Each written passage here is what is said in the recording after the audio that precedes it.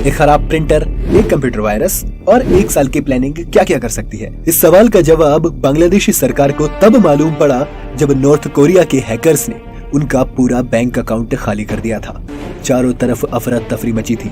एक झटके में बांग्लादेश जैसा गरीब देश का सारा पैसा गायब हो चुका था। बैंक के गवर्नर को नौकरी छोड़नी पड़ी और बांग्लादेश के अलावा दुनिया के सभी बैंकों की सिक्योरिटी एकदम से खतरे में आ गई। क्या है 21वीं सदी की सबसे बड़ी लूट की पूरी कहानी, जानेंगे हमारी इस वीडियो में, तो अंत तक कहीं मत जाना। 4 फरवरी 2016 गुरुवार का दिन था और अचानक से बांग्लादेश में एक प्रिंटर खराब हो जाता है।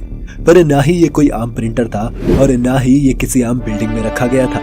ये प्रिंटर बांग्लादेश के सेंट्रल बैंक, जिसे बांग्लादेश बैंक भी कहते हैं, उसकी 10वीं मंजिल पर था। वो मंजिल जो उस बैंक का सबसे सिक्योर्ड फ्लोर था और कुछ खास लोगों के अलावा किसी को यहाँ आने की इजाजत नहीं थी। पर प्रिंटर खराब होने पर अधिकारियों ने इसे सीरियसली नहीं लिया, क्योंकि अगले दिन शुक्रवार था। बांग्लादेश में शुक्रवार और शनिवार की छुट्टी थी। जब बैंक के अधिकारियों ने छुट्टी से वापस आकर इस प्रिंटर को दोबारा ऑन किया तो पता चला न्यूयॉर्क के फेडरल बैंक में बांग्लादेश के 100 करोड़ डॉलर के अकाउंट में अब एक भी पैसा नहीं बचा था।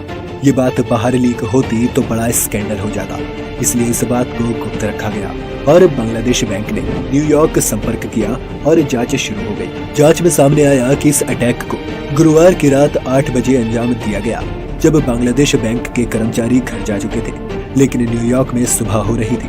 जब तक बांग्लादेशी कर्मचारियों को कुछ समझ आया तब तक न्यूयॉर्क में वीकेंड की छुट्टी चल रही थी। ये सारा पैसा नॉर्थ कोरिया के हैकर्स ने बड़ी ही चालाकी से फिलीपींस के शहर मनीला के कुछ बैंक अकाउंट्स में ट्रांसफर कर दिया था। लेकिन 8 फरवरी को वहाँ भी छुट्टी थी और इसलिए इन हैकर्स को एक दिन का समय और मिल गया। इस अटैक को इतनी सावधानी से प्लान करना 1 साल पहले 2015 में ही शुरू हो गया था, जब जनवरी के महीने में रसेल आलम नाम के एक शख्स द्वारा बांग्लादेश बैंक को एक ईमेल भेजा गया। आलम ने कहा कि वो बांग्लादेश बैंक में नौकरी चाहता है और एक कर्मचारी ने उसका सीवी डाउनलोड कर लिया। न सीवी असली था न आलम।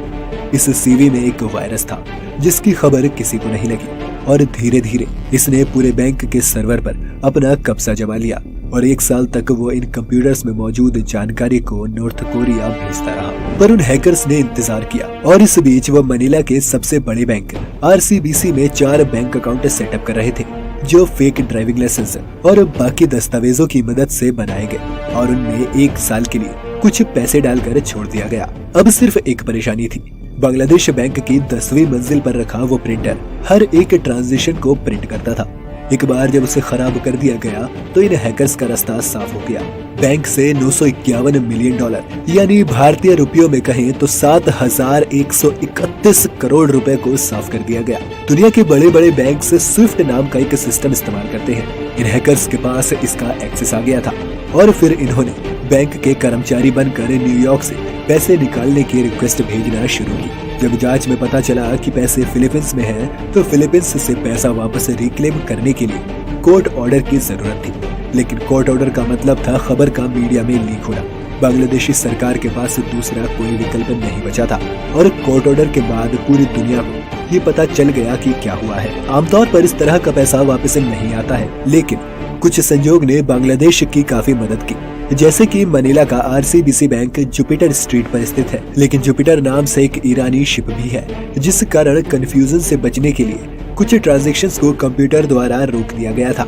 हैकर्स ने 35 अलग अलग ट्रांजैक्शंस की थी, जिसमें से 5 सक्सेसफुल हो गई और अभी भी बांग्लादेश के 101 मिलियन डॉलर उन हैकर्स के पास ही थे। इसमें से 20 मिलियन डॉलर एक श्रीलंकाई चैरिटी के नाम पर भेजे गए, लेकिन उसमें हुई एक स्पेलिंग मिस्टेक के चलते इस ट्रांजैक्शन को भी रोक दिया गया और अब उनके पास सिर्फ 81 मिलियन डॉलर बचे थे। बांग्लादेश जैसे गरीब देश के लिए 81 मिलियन बहुत ज्यादा थे और हर हाल में वो इसे वापस पाना चाहते थे। पता चला कि 81 मिलियन डॉलर को इन हैकर्स ने पहले लोकल करेंसी में बदला और फिर बैंक से निकालकर मनीला के एक कसिनो द सोलायर में ले गए। कसिनो में ले जाने का मकसद साफ था, एक बार ये पैसा कसिनो में चला गया तो फिर कोई ये ट्रेस नहीं कर पाएगा कि ये पैसा कहां से आया और इसे नॉर्थ कोरिया ले जाना आसान हो जाएगा। कसिनो में 81 में से 50 मिलियन डॉलर के गैम्बलिंग चिप्स खरीदे गए और जुए में इस पैसे को हार जाने के डर से इन लोगों ने एक प्राइवेट टेबल बुक किया जिसमें सिर्फ इन्हीं के लोग बैठे थे। बाकी बचे 31 मिलियन को एक चाइनीज आदमी सू को दे दिया गया, जो एक प्राइवेट जेट में इसे लेकर वहां से चला गया और फिर कभी उस देश में नहीं देखा गया। बांग्लादेशी सरकार को जब कसिनो का पता चला तब तक काफी देर हो चुकी थी। सारा पैसा ब्लैक मनी से वाइट हो चुका था। आगे की इन्वेस्टिगेशन में किम वोंग नाम का एक शख्स $16 मिलियन के साथ उनके हत्थे चढ़ा। इसी शख्स ने कसिनो में उन लोगों के लिए सारा इंतजाम करवाया था। यहाँ से पता चला कि बाकी बचे 34 मिलियन को चीन के मकाऊ ले जाया गया है। मकाऊ और नॉर्थ कोरिया का पुराना संबंध है। सन 2000 में भी यहाँ से नकली $100 के कई नोट मिले थे, जिन्हें एक कसिनो की मदद से नॉर्थ कोरिया मुख्यधारा में लाना चाह रहा था। ये सभी नोट नकली थे और इनमें एक चीनी बैंक भी शामिल था। जब खबर सामने आई तो उस बैंक को ब्लैक लिस्ट कर दिया गया।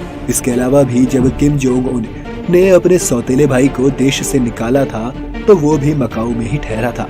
1987 के एक प्लेन हाईजैकर की ट्रेनिंग भी मकाऊ में ही हुई थी। सभी सबूत नॉर्थ कोरिया की तरफ ही इशारा कर रहे थे और तब पहली बार सबको समझ आया कि इसके पीछे किसका हाथ है। मकाऊ से ये पैसा लेकिन फिर गायब हो गया और इन्वेस्टिगेशन यहीं रुक गई।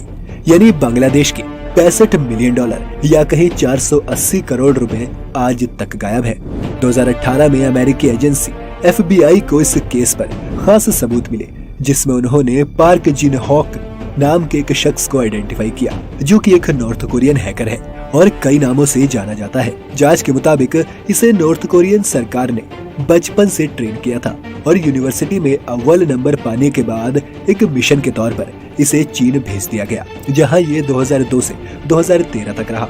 इस बीच कई बार इसे नॉर्थ कोरिया से भी ऑपरेट करते हुए पाया गया।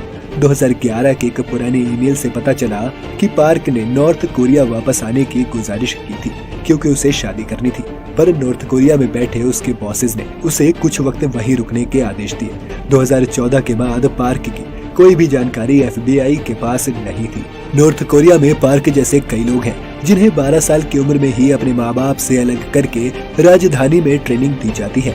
नॉर्थ कोरिया पर दुनिया भर के इकोनॉमिक सैंक्शंस लगे हैं, जिस कारण नॉर्थ कोरिया को ड्रग्स, हथियार और हैकिंग का सहारा लेकर अपने लिए फंड इकट्ठा करना पड़ता है और ये बच्चे इनके सिपाही बनते हैं। खैर, आपको आज का हमारा ये वीडियो पसंद आया हो तो इसे लाइक करने के साथ साथ अपने दोस्तों के साथ शेयर जरूर करना।